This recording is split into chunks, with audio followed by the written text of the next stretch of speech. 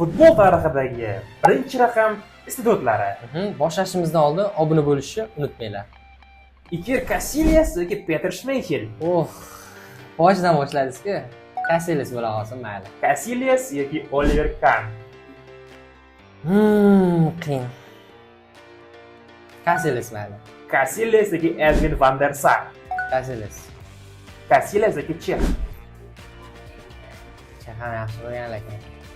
Casillas bari. Casillas yoki Alisson Becker. Casillas. Casillas yoki Courtois. Casillas. Casillas yoki Navas. Casillas. Casillas yoki De Gea. Casillas. Casillas yoki Emiliano Martinez. Casillas. Ana endi qiymi. Casillas yoki Lev Yashin. Lev Yashinni o'yini ko'rmaganmiz. Shuning uchun mayli. Casillas. Casillas yoki Manuel Neuer. Neuer yaxshiroq deb o'ylayman. Meni fikrim bu. Neuer yoki Gianluigi Buffon. Neuer.